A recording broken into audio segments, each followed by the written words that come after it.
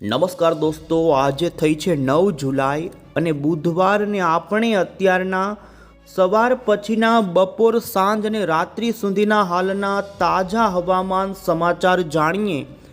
તો દોસ્તો જાણીશું કે આજે હવે પછી રાજ્યના કયા વિસ્તારોની અંદર હવામાન વિભાગ તરફથી વરસાદની આગાહી આપી દેવામાં આવેલ છે. અત્યારે હવામાન નિષ્ણાંત અંબાલાલ પટેલ અને પરેશ ગોસ્વામીની આજની નવી નકોર આગાહીઓ સામે આવી રહી છે, જેમાં જાણીશું આગામી દિવસોને લઈ વરાપ તો નવા વરસાદી રાઉન્ડને લઈ તો ઓગસ્ટ મહિનાનું પણ અનુમાન મેળવીશું.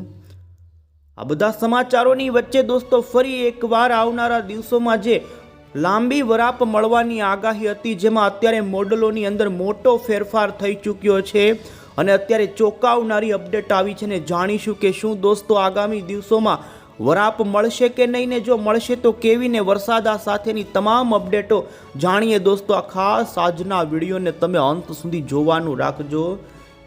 મેળવીએ પહેલાં તો દોસ્તો, તમે અમારી આ મજેદાર યુટ્યુબ ચેનલ પર નવા છો તો ખાસ મિત્રો આ ચેનલને સબસ્ક્રાઈબ કરી દેજો. સૌથી પહેલાં તો આપને જણાવી દઈએ તો અત્યારનું અમે તમને સેટેલાઇટ પિક્ચર બતાવી રહ્યા છીએ. તમે જોઈ શકો છો દોસ્તો, રાજ્યની અંદર વરસાદની તીવ્રતા પાછલા દિવસો કરતાં કાલે ઘટી હતી ને તમે અત્યારે જોઈ શકો છો કચ્છનું વાતાવરણ. આ સાથે જ સૌરાષ્ટ્ર તો અત્યારે મધ્ય ગુજરાત, ઉત્તર ગુજરાત અને દક્ષિણી ગુજરાતના વાતાવરણમાં હજુ પણ વાદળાઓ જોવા મળી રહ્યા છે. સક્રિય સિસ્ટમો અંગે આપને જણાવી દઈએ તો મિત્રો, અરબી સમુદ્રની અંદર જે સાયક્લોનિક વરસાદી સિસ્ટમ હતી એ સિસ્ટમ અત્યારે નબળી પડી ચૂકી છે ને ગુજરાત ઉપર હજુ તેમના ભેજવાળા પવનો આવી રહ્યા છે. પરંતુ અત્યારે તમે જોઈ શકો છો બંગાળાની ખાડીવાળી નવી વરસાદી લો પ્રેશર સિસ્ટમ કે જે અત્યારે મધ્ય ભારતના ભાગોમાં જોવા મળી રહી છે.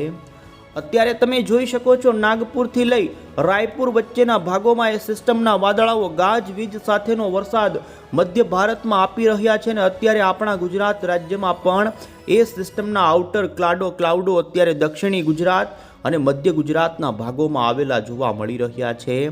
વહેલી સવાર દરમિયાન તો દોસ્તો વલસાડ અને નવસારીના વચ્ચેના ભાગોમાં દક્ષિણી ગુજરાતમાં વરસાદની ગતિવિધિ પણ જોવા મળી છે ને ત્યારે હવે પછી જાણીશું કે આજે હવામાન વિભાગે રાજ્યના કયા વિસ્તારોની અંદર વરસાદને લઈને કેવા પ્રકારના એલર્ટો આપી દેવામાં આવેલ છે. તો સૌથી પહેલાં તો દોસ્તો ભારતીય હવામાન વિભાગે ભારતના તમામ રાજ્યનો આગાહીને લઈ એલર્ટવાળો જે મેપ રજૂ કર્યો છે, જેમાં તમે જોઈ શકો છો દોસ્તો આપણા ગુજરાત રાજ્યની અંદર આઈએમડી તરફથી આજે તમામ વિસ્તારોની અંદર ભારે વરસાદ પડવાને લઈ યલો એલર્ટની ચેતવણી આપવામાં આવી છે. આ સાથે જ તમે જોઈ શકો છો અમુક પશ્ચિમી સૌરાષ્ટ્ર, દ્વારકા, જામનગરથી લઈ પોરબંદરથી મોરબીના પંથ કે જેની અંદર હવામાન વિભાગે દોસ્તો સૌરાષ્ટ્રની અંદર ભારે પવન ફૂંકાવાની આગાહીને લઈને પણ એલર્ટ આપવામાં આવ્યું છે. હજુ જો કે આવતીકાલ 10 જુલાઈના દિવસે પણ જોઈ શકો છો ગુજરાત રાજ્યની અંદર એ જ પ્રમાણેનું ભારે વરસાદનું યલો એલર્ટ આપવામાં આવેલ છે. ત્યારે તમે દોસ્તો હવે પછી ગુજરાત હવામાન વિભાગની પણ આગાહી જોઈ શકો છો. દોસ્તો ગુજરાતની અંદર કચ્છના અને સૌરાષ્ટ્રના વિસ્તારોની અંદર આજે વરસાદની ગતિવિધિ જોવા મળશે, પરંતુ વરસાદની તીવ્રતામાં ઘટાડો નોંધાય. ઘણા વિસ્તારોમાં સૂર્યનારાયણના દર્શન થાય, પરંતુ બપોર પછી સાંજના સમયગાળા આજુબાજુના સમયમાં તમે જોઈ શકો છો દક્ષિણી ગુજરાત, મધ્ય ગુજરાત, પૂર્વ ગુજરાત અને ઉત્તરી ગુજરાતના ભાગોમાં ઘણા જ વિસ્તારોની અંદર આજે પણ હવામાન વિભાગે વરસાદની આગાહી આપી છે. ઘણા વિસ્તારોની અંદર થંડરસ્ટોર્મની એક્ટિવિટી એટલે કે ગાજવીજ સાથેનો વરસાદ પડી શકે છે ને જે વિસ્તારોમાં ગાજવીજ થાય તે ભાગોમાં 30થી 40 કિલોમીટરની ઝડપના પવનો સાથેની ગતિવિધિ રહે. તો દરિયાની અંદર પણ દોસ્તો દ્વારકાના દરિયામાં ઊંચા મોજા ઉછળતા જોવા મળ્યા છે ને અત્યારે માછીમારોને દરિયો ન ખેડવાની સૂચના આપવામાં આવી છે. અને તમે જોઈ શકો છો ખાસ કરીને દોસ્તો આજે 9 જુલાઈના દિવસે ગુજરાત હવામાન વિભાગ તરફથી ગુજરાતના દક્ષિણી ગુજરાતના જિલ્લામાં ભારે વરસાદના અત્યારે યલો એલર્ટ આપી દેવામાં આવેલ છે. રાજ્યના 6 જિલ્લાની અંદર દોસ્તો આજે ભારે વરસાદનું એલર્ટ રહેશે, જેમાં નર્મદા, સુરત, તાપી, ડાંગ, નવસારી અને વલસાડથી લઈ દમણ, દાદરા નગર હવેલીના પંથકોની અંદર હજુ આજે ભારે વરસાદની સંભાવના ગુજરાત હવામાન વિભાગે વ્યક્ત કરી છે. દોસ્તો આજે અને કાલે એટલે કે 10 જુલાઈના દિવસે રાજ્યની અંદર તો જોઈ શકો છો હવામાન વિભાગે તો 14 જુલાઈ સુધીની આગાહી રજૂ કરી છે. અને હવે પછી દોસ્તો આપણે મોડલના આધારે જાણી લઈએ કે આજે રાજ્યના કયા વિસ્તારોમાં વરસાદની આગાહી રહેશે.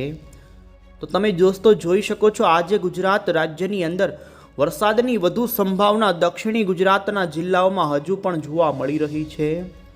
દક્ષિણ ગુજરાત, મધ્ય પૂર્વ ગુજરાત અને સૌરાષ્ટ્રની વાત કરીએ તો સૌરાષ્ટ્રના ભાવનગર જિલ્લાના કેટલાક વિસ્તારો, આ સાથે જ દોસ્તો પશ્ચિમી સૌરાષ્ટ્રના દ્વારકા, જામનગર, પોરબંદર અને ખાસ ઉત્તર ગુજરાતના રાજસ્થાનના સરહદી પંથકો જેમાં બનાસકાંઠાના સાબરકાંઠા લાગુના વિસ્તારો, અરવલ્લી અને ગાંધીનગર સુધીના પંથકોની અંદર આજે વરસાદની ગતિવિધિ જોવા મળે તેવી સંભાવના જોવા મળી રહી છે.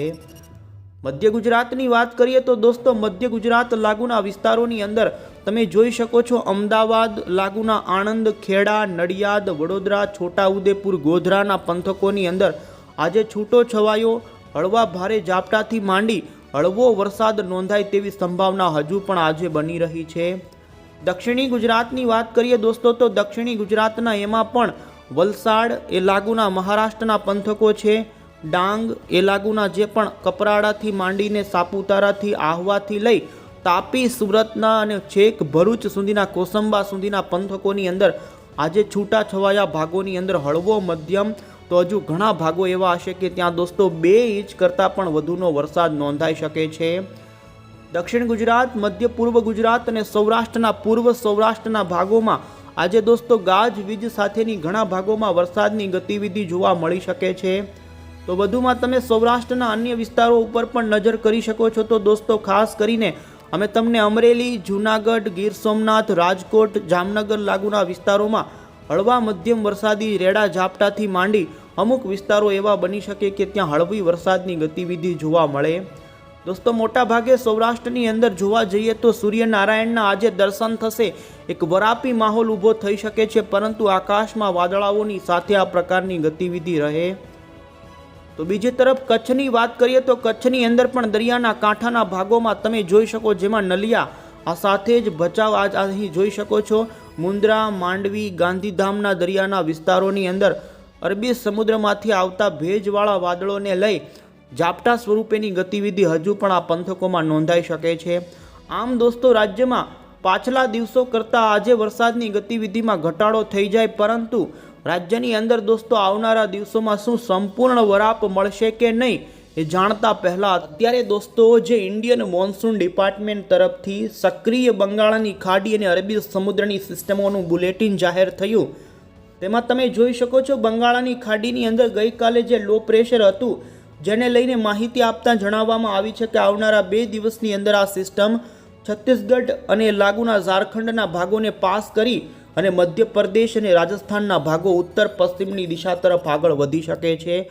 અહીં આ સિસ્ટમનું લોકેશન ભારતીય હવામાન વિભાગે સત્તાવાર રીતે જાહેર કર્યું અને તમે જોઈ શકો આ સિસ્ટમ ધીમે ધીમે આ રીતે ઉત્તરીય પશ્ચિમની દિશા તરફ આગળ વધે અને ગુજરાત ઉપર આ સિસ્ટમ ગુજરાતના તમામ ભાગોની અસર ન કરે, પરંતુ પૂર્વ ગુજરાત, દક્ષિણ ગુજરાત અને ઉત્તરી ગુજરાતના ભાગોમાં આવનારા દિવસોમાં બંગાળની ખાડીની આ નવી વરસાદી સિસ્ટમ આપી શકે છે વરસાદ.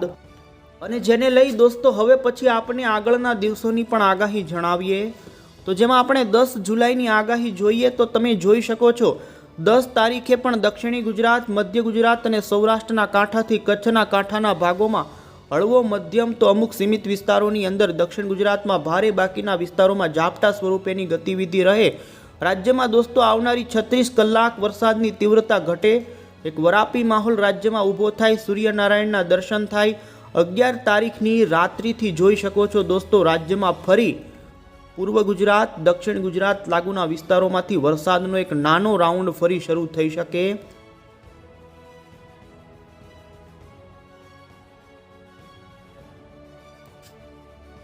બંગાળના ઉપસાગરમાંથી આવેલી વરસાદી સિસ્ટમ ફરી દોસ્તો રાજસ્થાન અને મધ્યપ્રદેશના ભાગો ઉપર આવી શકે છે અને જેને જોતા તમે જોઈ શકો છો 12 જુલાઈએ ગુજરાત રાજ્યના ઉત્તર ગુજરાત, પૂર્વ ગુજરાત અને દક્ષિણી ગુજરાતના જિલ્લામાં ફરી વરસાદની તીવ્રતામાં વધારો થશે.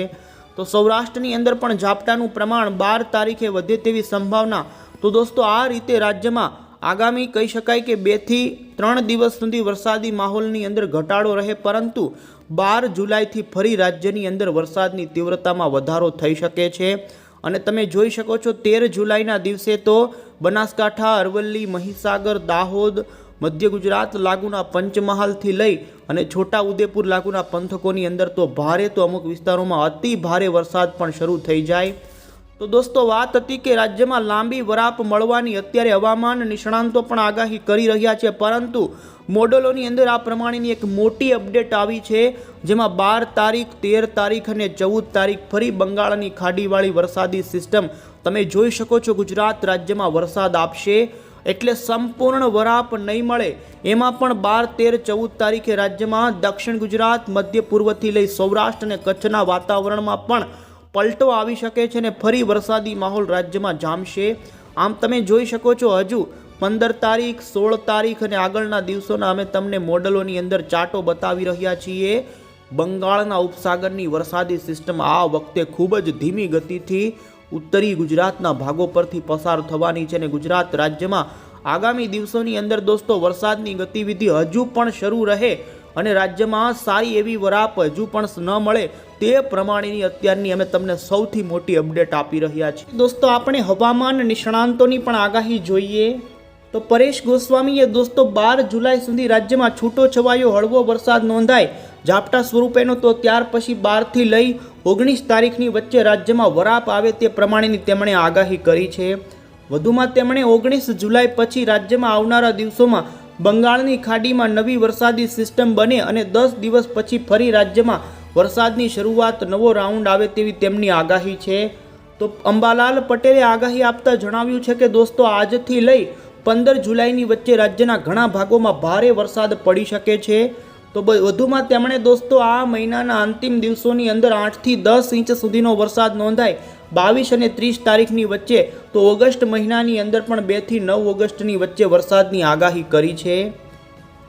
પરંતુ દોસ્તો અત્યારે મોડલોની અંદર જે લાંબી વરાપની વાત હતી જેમાં મોટો બદલાવ થઈ ચૂક્યો છે અને તમે ગુજરાત હવામાન વિભાગના 12, 13 અને 14 તારીખના આગાહીના નકશાઓમાં પણ જોઈ શકો છો. લેટેસ્ટ આગાહી અમે તમને જણાવી રહ્યા છીએ.